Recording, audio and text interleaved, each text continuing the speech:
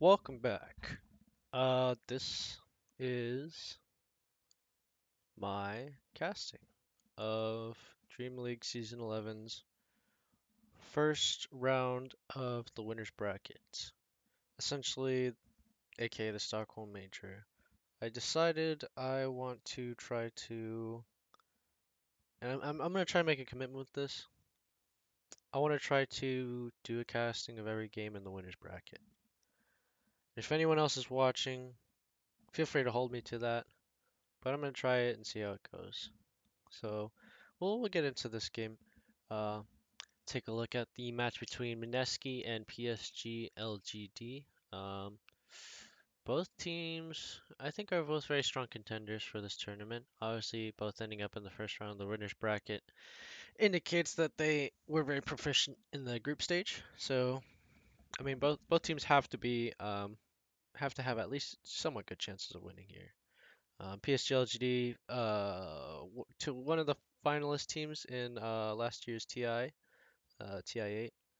Mineski, always a strong contender.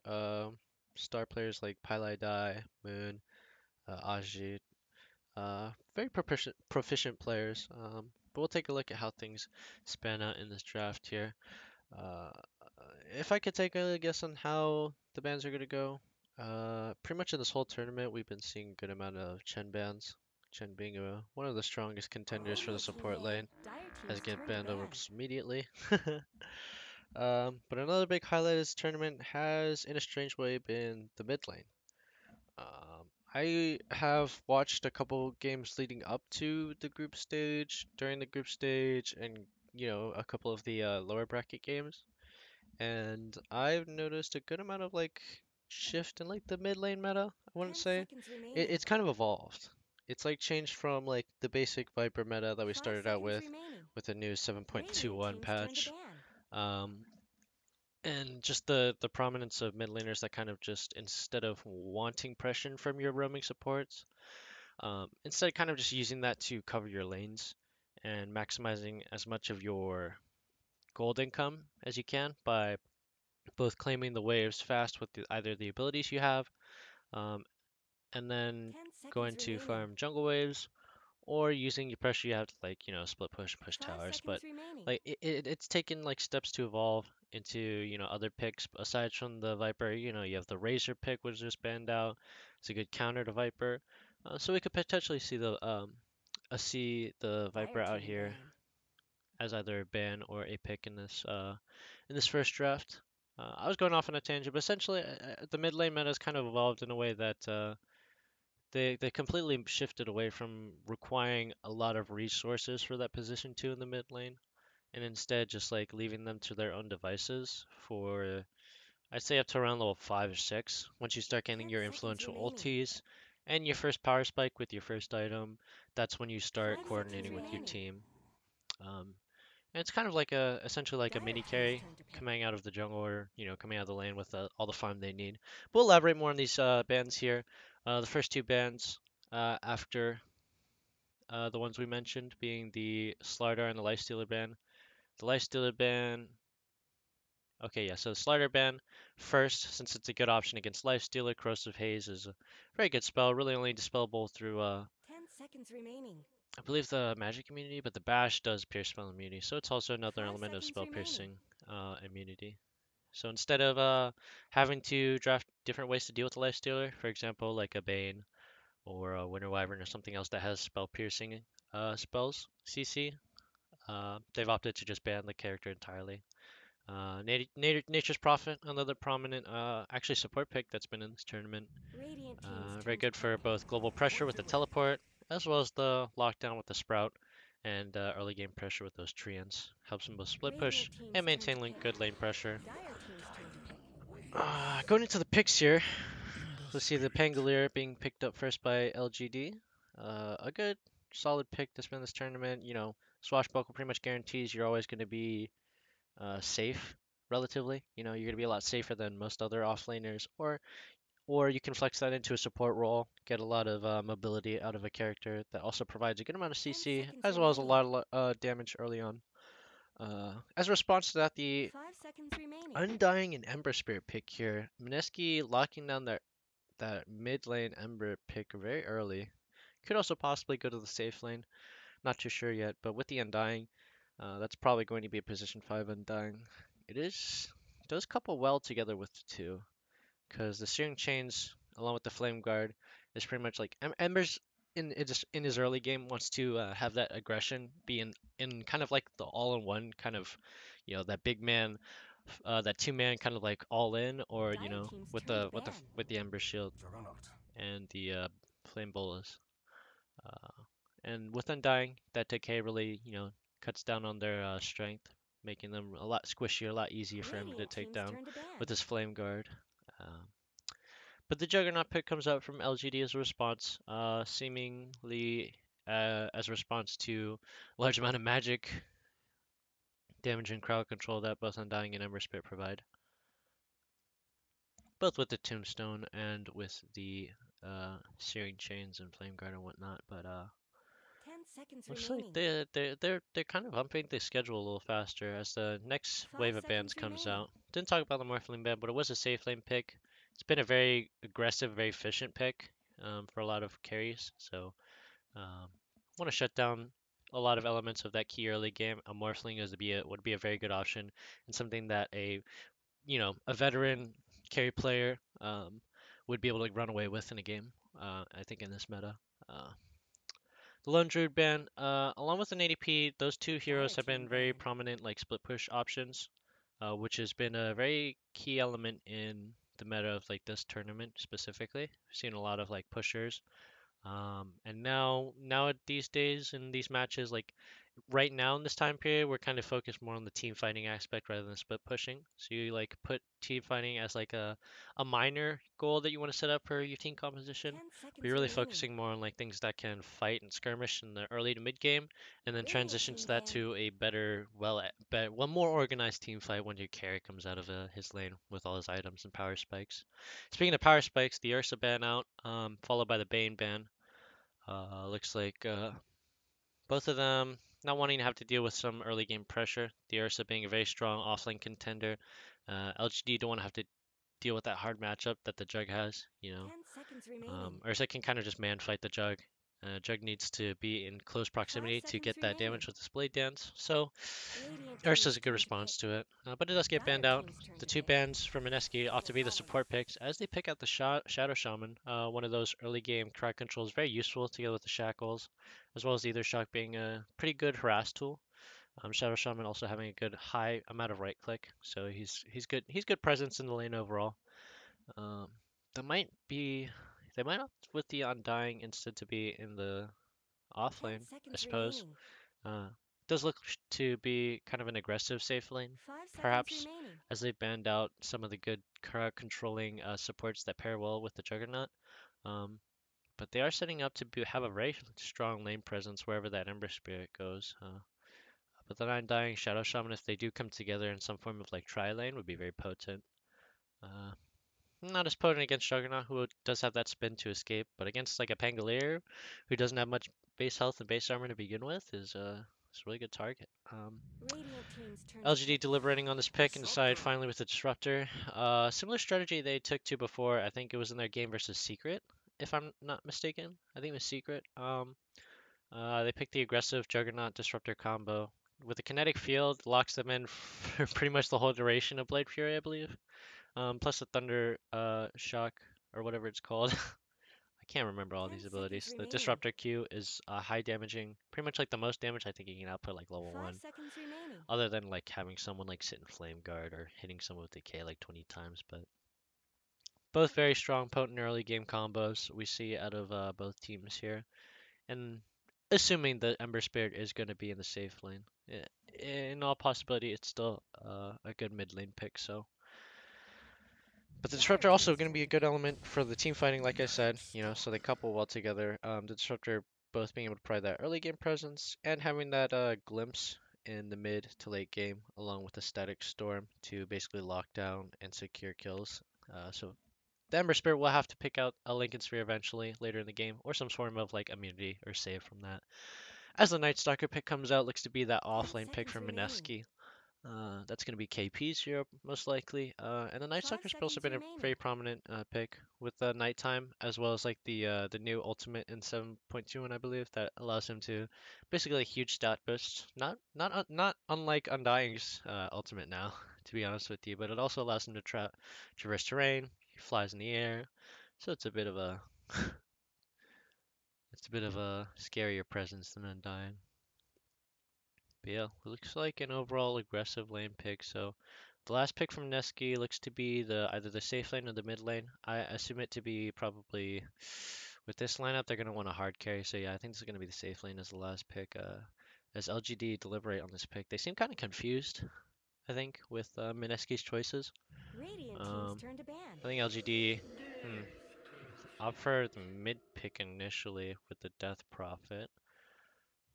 I see it working well. Especially against these heroes who kind of want to stay in a fight for extended amounts of time. Um, Having that, as well as, like getting the same push pressure as Shadow Shaman with the similar ultimate, 10 seconds remaining. Death Prophet ultimate being a really good push tool, 5 seconds as is remaining. the Serpent Ones from Shadow Shaman. I think it's Exorcism is what it's called. I can't remember any names today, but we'll figure out what the last two bands are going to be out here. As Mineski kind of a little confused, as is everyone else. Uh, I assume. Since they've already locked that mid pick in, which means they're going to be making that offlane pick their last pick. Uh, Unless they're using the Death Prophet and flexing it to offlane, which, in all Dire honesty, team's might turn to might ban. work as the Dark Seer band comes out. Kind of, yeah, you really want something that has a good amount of utility, something that works well, but also has like an easy way to secure farm or well, kind of an easy way to escape the pressure that the Mineski's revealed supports would have in the lane. And Darkseer is a good way to do that. So the ban comes out for that. 10 seconds LGD remaining. meanwhile will have to go for a mid ban here, or no, a safe lane ban. 5 seconds remaining. I expect it to probably be Dire team's turn to range. pick. Something with range would be really good here, I think. Because Ember Spirit and Shadow Shaman come and Undying kind of operate in that mid range. Where they kind of like to be in the mix, sort of. Shadow Shaman will usually go down, maybe get a Hex off or get a Shadow off.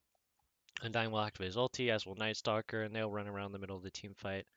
Ember Spirit will kind of keep his distance, get 10 chains off seconds whenever he remaining. can. So we really need something to put in that DPS from 5 a reasonable seconds remaining. distance. You can't really rely on anything that needs a good amount of escape, especially against the Pangolier. The Rolling Thunder are going to be really potent in fights. So perhaps PA. They need some like burst, something that like can initiate from range, but something that like has a good amount of burst. Luna, Luna might be a good option. I think it's pretty good here. And Luna I think does Radiant team's turn to synergize pick. well with Night Stalker. As a Lycan pick comes out for LGD, looks to be the mid lane Lycan, I believe, and the off lane Death Prophet it might be, or it could be the other way around. Lycan either way with that frail impulse HP regen. Um, should be pretty hard to get out of a lane regardless, combined with the wolves to help him last hit and 10 pressure. seconds remaining. Similar in laning to how Nature's Prophet operates, but 5 seconds remaining. also different that he's not range. So he's more of a sustainer than a hard pressure laner. Courtesy of your favorite caster slash rapper, Acrillus. As a Naga ban comes out for LGD, yeah, Naga's a good choice. That's a good safe lane that you can kind of use for like disengage. Doesn't look like Mineski's team comp is pretty reliant on Ember Spirit's damage as well as like the early game support damage. The Night Stalker not being a really great option for a consistent DPS in the mid game. And LGD look to have a lot more potent damage once they get their ultis. Yep. Choose your hero. So the Shadow Fiend's a good choice. Pretty popular. As Moon will pick that up for the mid lane. Yeah. So it's gonna be Pylai die together with Ajit in the bottom lane. Mineski's KP together with Febi in the off lane for them. LGD opting for Chalice in the off lane together with FY on that Pango fourth position. And obviously in the Juggernaut, X Nova on the Disruptor with CDC's XM in the mid lane for LGD. Somnus on vacation, if I remember correctly. Not specifically vacation, taking a break is what they call it. But XM proven to still be proficient in helping out LGD, but in a meta where you kind of just let your mid laner farm jungle for the first 10 minutes, you really get pretty consistent results as long as he knows what he's doing. And being on a major Chinese team, you have to know what you're doing. But we'll see how these two teams shape out. Like I said, Mineski really missed out on like that consistent mid game, at range kind of DPS. Something that really helps them clinch in kills with all that CC and engage they have on their team. So the Shadow Fiend's a good option. Gonna be pretty hard to figure out who wins this lane. Obviously, if Moon asserts his dominance really well and has more skill, then he has the potential to outlane XM in the mid, but Death Prophet really doesn't need anything other than to get levels in Q and then start clearing camps, get a ton of mana regen. But we'll kick into this game here, as I just need to unlock the camera, get all those things in, and we'll take a look at how things shape out as we begin on game one here on my long journey to cover all of the winners bracket matches for DreamLeague Season 11, also known as the Stockholm Major. But we'll get into these things. Noticed I've been pretty repetitive with like the way I say things, so I'm gonna try and switch things up. Um, I kind of want to keep the way I cast games a little informal, um, but not too informal. I just want to put my own personality into it and let you guys still be able to enjoy watching these games together with me. So we'll see how things go. Seems like an overall pretty standard start. Chalice going to go down with FY in that off lane. Palai to go with Ajit. Pretty standard. Take a look at some of the item choices here. 30 seconds to battle. Chalice, yeah. Pretty similar off Stout Shield starts all across the board, except for the position 5s and the position 4s in some cases. But let's think about how things span out. So mid lane's not going to be really overly too exciting. As long as the Shadow Fiend gets what he wants, he gets his souls, gets enough souls to head into the jungle farm. As does the Death Prophet, really just needs the gold and levels. So we'll probably see a pretty slow early game in the mid lane. Chalice picking that Lycan, kind of just a farming pick. Pretty sustaining offlane type pick. So he's really just looking to get the farm while FY is going to roam around and help out as much as he can in the other lanes. Pressure is going to be in the safe lane here for LGD. The pressure on them is going to be in the safe lane because with all this pressure from the Night Stalker Shadow Shaman combo, along with that Ember Spirit Ember Spirit together with the Undying, who's actually behind on Chalice here, trying to get some pressure on the wolves, but we'll see how things pan out. I expect Mineski to have a pretty significant early game advantage when it comes to fighting. Doesn't look like LGD are really ready for that, except for in their safe lane. So I think there's going to be some back and forth here in LGD safe lane as the Thunderstrike comes down to get this Blade Dance. Oh, so close to getting, or the Blade Fury, so close to getting a range. If he had managed to stick onto him, would have been able to pick up that kill. Fortunately, not going to be able to make it in time, but yeah. You see this mid lane's pretty much going to go the same way. Both of them are going to get their early game, Wraith Bands and Null Talismans. Not really do much else with it other than they pick up waves and farm as much as they can. It is good to note that the new Shadow Fiend build we've been seeing around with the Guardian Greaves into, like kind of that utility, I believe. I think it's like Guardian Greaves Manta or something like that. Kind of just going for like the extra movement speed. The sustain really just helps you move around in the mid game, get kills. So when you pick up a Guardian Greaves, it's really an influential item. So it's been very popular lately. But overall, yeah, we're gonna expect Mineski taking that earlier aggression, trying to secure the farm Taylor for Ajit so he can probably pick up a Battle Fury or maybe a Mjolnir. Most people are opting for that Maelstrom. I think that like more attack procs. I think it's something like Maelstrom come out with like Manta or something of that degree. Something that's not typical Battle Fury Daedalus build of like the one hit Sleight of Fist Embers. FY and Pilot kind of just trading blows here. Pilot is always going to have the advantage because he can take the strength, but the swashbuckle actually, as he picks up the regen, fortunately gets denied by the Pilot Eye's timely decay. But other than that, not much else happening. Top lane though, Febby getting a little pressured as a Blade Fury gets blocked out by KP for getting him out, but the kinetic field is going to lock him in long enough for Ame to pick up first blood. His first blood out for LGD. Not a surprise that that lane combo together is very potent as long as he manages to hit that kinetic field, and the pressure on it is pretty immense too. So two proficient players, they're very aggressive lane combos, bound to have good stuff for PSG.LGD.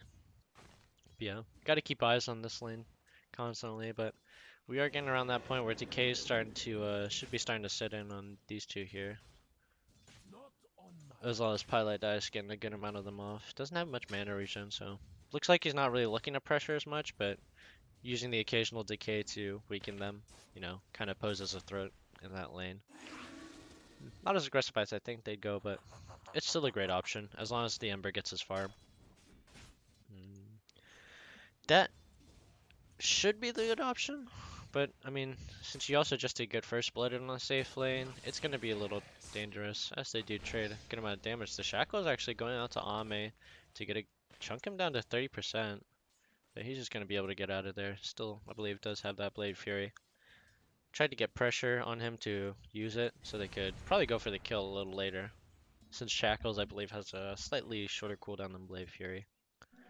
Zephyr does manage to pick up a haste rune, so we'll take a look at this guy here. Let's see. That's Mr. 9, I believe. Yep. How's he going to take advantage of this haste rune? Looks like he's mostly just going to stick to his counterpart, Pilot Eye.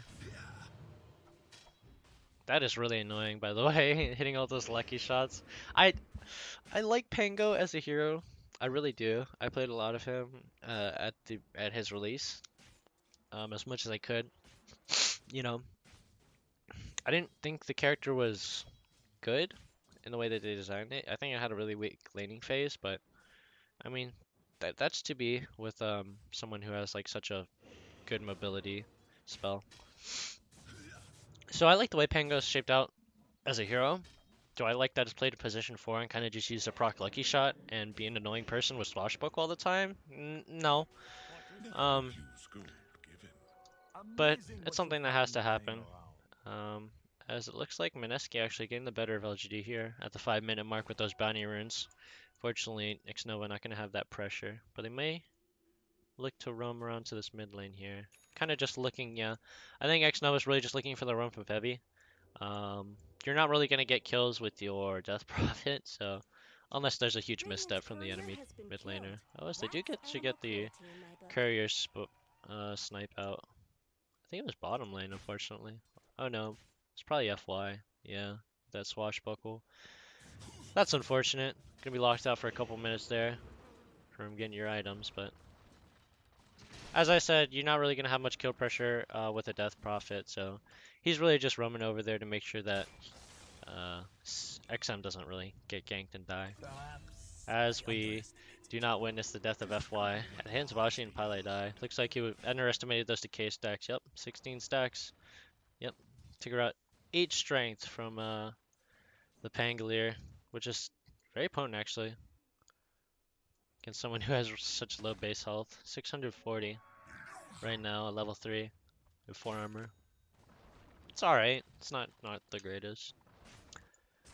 But yeah, pretty even game right now. Nothing much else going on. Let's take a look at last hits though. Ajit and Moon really taking a lead on their counterparts here, but Ame does have that extra kill gold, so maybe we should pay attention more to the net worth, yeah.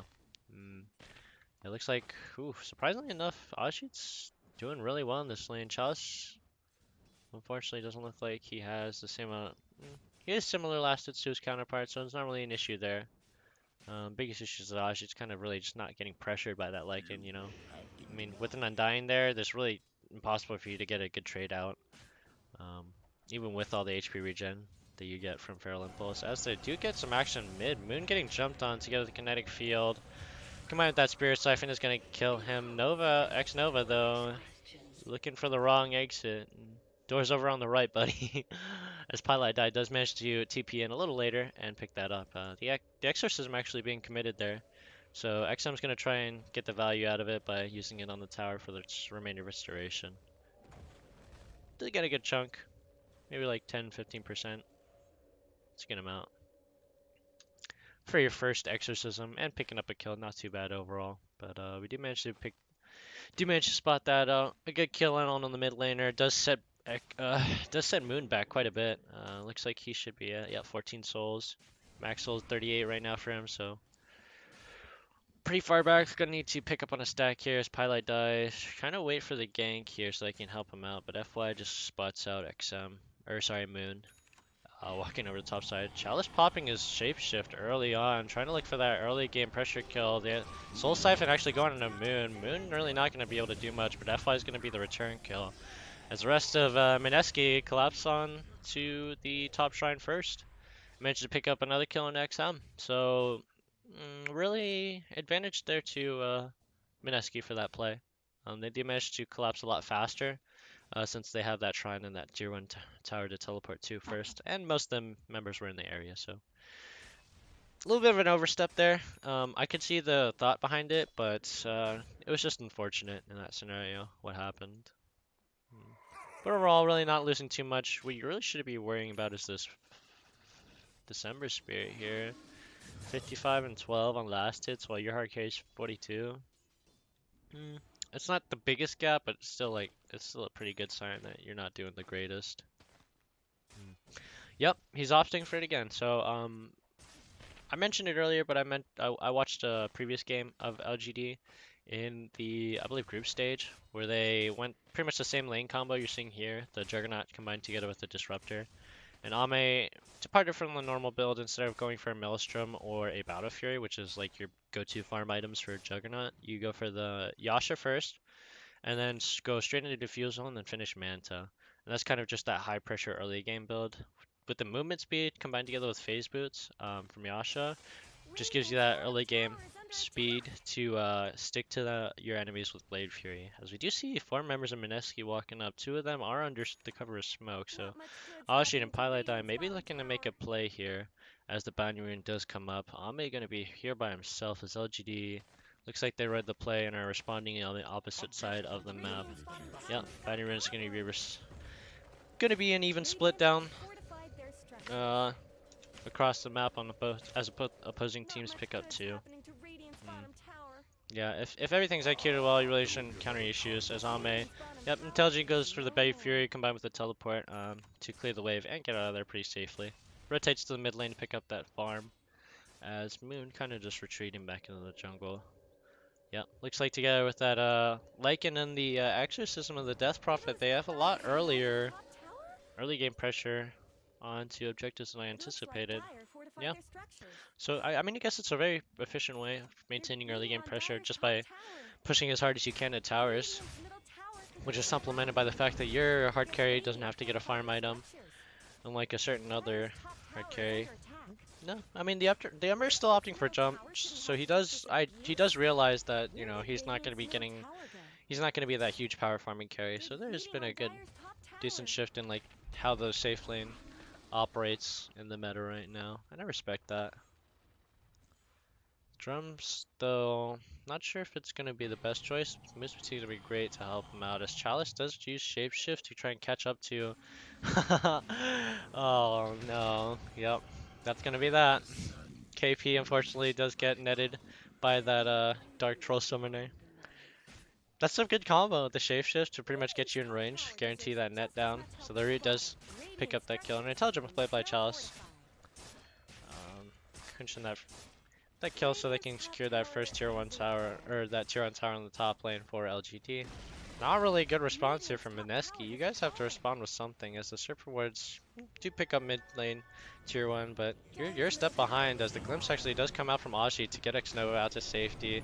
Oh my god, Sleight Fist is going to kill him, however. Spotlight Die does manage to activate his Flesh Golem here and look for the fight as Chalice tried to TP out, but unfortunately doesn't manage to get it out in time, as that last right click from Aji will pick him up. Looks like a slight blunder from LGD, overstaying their welcome there in that lane. FY really shouldn't have been the person to pick up to defend the mid lane. I think they should have left there immediately, but maybe LGD kind of overestimating how well they're doing right now. I mean, as the kind of later game team, yeah, I'd say they're the team that operates better in the late game.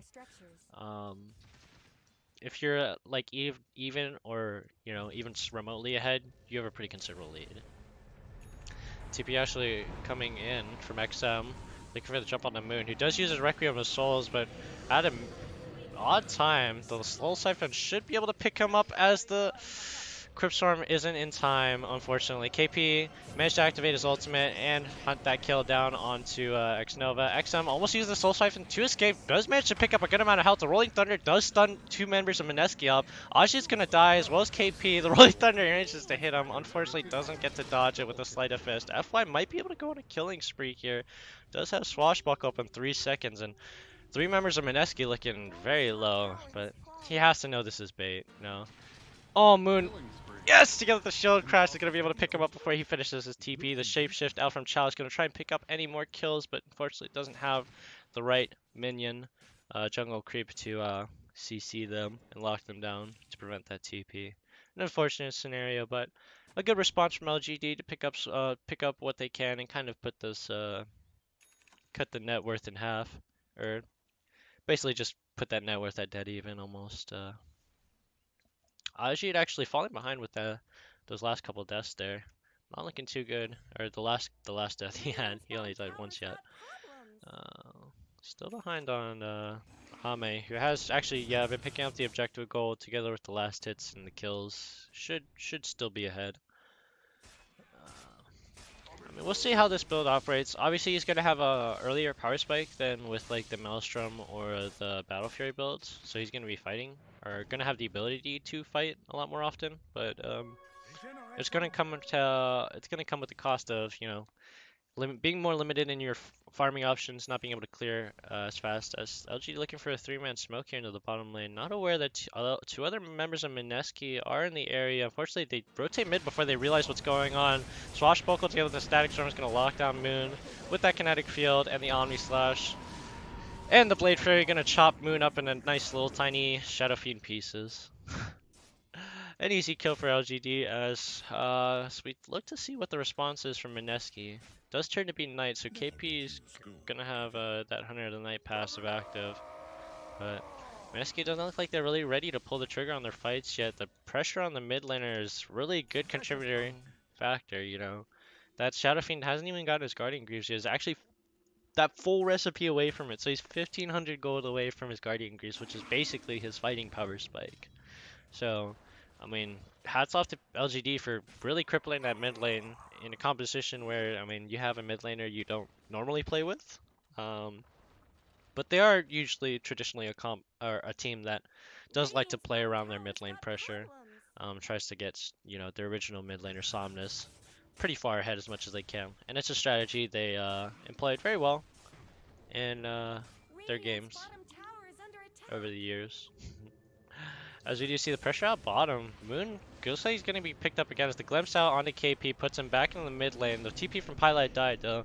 Does manage to use Tombstone together with the Soul Rip, heals Moon up to a good amount. The Rolling Thunder actually going to channel for FY to try and pick up the last kill on the Moon. FY buddy, you're just going in circles. The Swashbuckle, yep, going to be able to pick him up finally. As the sad Moon has 7 souls. Looks like another play here in the mid lane is Aji really overextended his welcome. Gets stuck in the Static Storm. Xnova with that perfect combo. Gonna be able to pick him up again. Wasn't he just bottom? Or no. Okay, so Xnova was in the mid lane. Hit the glimpse on a KP right before he TP'd. And managed to bring him back in time. So that they could keep him from participating in that fight bottom. This is I think it's the reason why they won that fight, to be honest with you. So hats off to him for that play. Overall, the teamwork from LGD, being able to coordinate 2 fights across the map, really good stuff from LGD here. Mineski really gonna need a good way to catch up here, as the net worth is not looking too good. Take a look at some of the levels here. If we look at E, which is 0 level, pretty even. Ajit, unfortunately. No, it's not looking even at all. KP's 2 levels behind his counterpart. Ajit is 2 levels behind. Moon is caught up in levels, so he's doing all right. Never mind, he's still a level behind. But other than that, yeah, that experience gap is starting to show. Just the overall gold and experience from objectives and kills is putting LGD at an advantage in a composition where I don't really think Mineski can afford to lose that early game out and go to late game. You know, like I don't think it's a consistent. I don't think it's a good way of trying to go for the win. Oh, side note, XM brought a bracer for that extra magic resistance, as opposed to the second null talisman, opting for the tankiness instead of the mana sustain and damage. It's a good choice. I like it. But that's a side note. But yeah, overall, like Mineski, I'm a little confused by the comp. I think their linchpin was that aggression with the Ember Spirit in the mid game, but I'm not really seeing any of that here. I'm kind of just seeing the person who should have consistent DPS right now, Moon, really just clawing for any farm in any sort of like last hits he can find. As Febby looks like to be in a bit of a misposition here. Does manage to get picked up by XM here. Looking at a solo mission maybe to get some farm and vision, but at what price, buddy? At what price? Oh no. That's not looking too good. If I want to see something good out of Mineski, it's gonna be a fight where they, yeah, they're pretty much getting run over by the amount of like summons, as well as like the team fighting ultimates. You know, the Static Storm and the Rolling Thunder. Really nothing they can do against it right now since they don't have spell immunity. Oh, unfortunately the Glyph's not gonna be able to catch Moon out into the Static Storm. Quite a misstep there. As the root actually from the Dark Troll Summoner, a misstep again by Moon. Doesn't realize that Lycan has that Dark Troll Summoner and that the root is going to be able to cancel his TP, preventing him from escaping that situation. Again, Moon feeling the sharp end of the stick here from LGD, really getting punished as much as he can. And LGD, you know, are playing intelligently. It's not that they're just like bullying the mid laner out of like, you know, for no reason. That's the person that's gonna be the linchpin for all of their mid game damage. As long as he's crippled like once or twice, they should be fine. The Rolling Thunder out from FY as the Dark Passage or Dark Ascension is activated from KP, giving him Village Vision in the Roche Pit, trying to pressure it enough so they can pick it up, but the Eul Scepter is going to deny him the Aegis. As the Serpent Warren is going to try and lock down FY, the Swashbuckler going to let him escape though to get the Shield Crash. As the Omni Slash picking up, target number one, my boy, Highlight Eye. As I can't remember his name. KP does actually, with that Dark Ascension, manage to escape. Turns out that being able to fly, pretty good advantage in a game where you can't fly. So, Mineski really minimizing their losses there, but that is obviously advantage to PSG.LGD as they widen the gap from 4K to 8K. Aegis going to, I believe, Ame. Nope. Actually going to XM. Yeah, looks like they just want him alive together for that exorcism and the push. They're going to be, XM probably being the person at most risk for dying. But yeah, going back to what I was saying, if I want to see Mineski win, first of all, the SF needs to restabilize, which is very, very hard at this point in the game. I mean, you're what, like 3-0-6? Oh, phew. Oh, ooh. Okay, never mind that. Okay, so your SF is non-existent right now. He's a Guardian's Grief support. Somehow, let's just imagine that your support has Guardian Griefs now. Obviously, once he gets farmed up, he's going to be more potent, but you need to stay away from fighting until then. He's not having enough items to fight. He needs at least another Yasha or something like that to give him damage to fight. Because he's just a tanky boy. And that's not going to be good for doing anything other than landing raises. Which, I mean, at this point in the game, pretty much everyone has gotten at least some form of like resistance. Yep. Even a cloak from Xnova here. So everyone does have some form of like resistance or defensive like stats. So your raises aren't going to be enough to kill anyone. So I think Mineski need to focus more on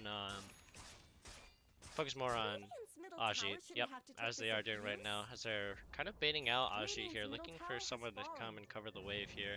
Rolling Thunder actually going to be channeled out from FY to clear the wave. Try and catch someone out. Febby does get spotted out, but the person's going to be, oh, the glimpse out actually to ensure that he doesn't get away.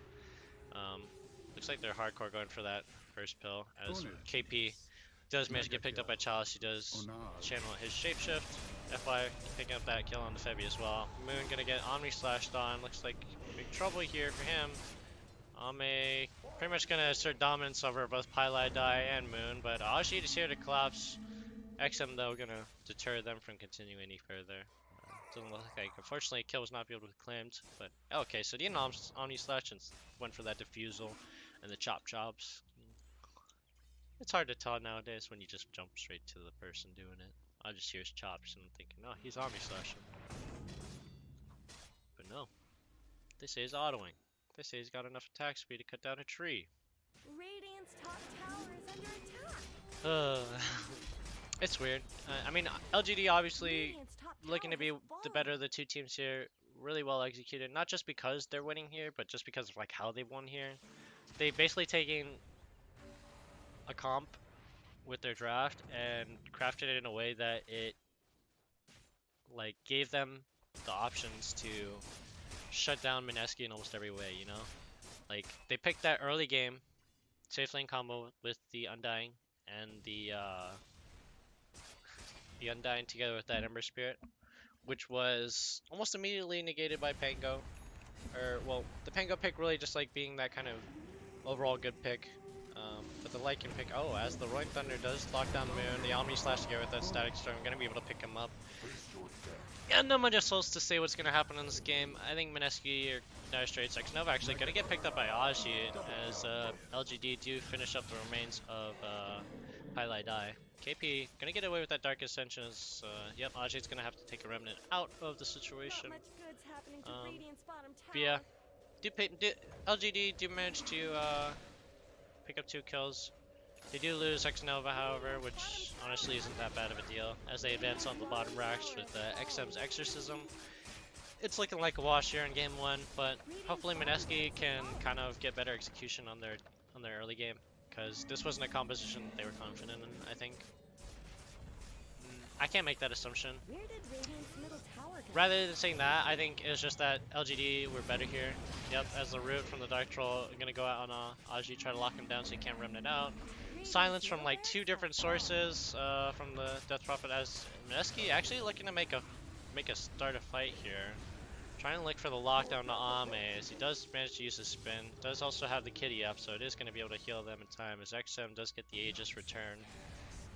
Reclaimed by Roshan. LGD look to smoke to kind of just diffuse the situation, get out, maybe look for a turnaround onto someone who's picking up a bounty rune like KP here.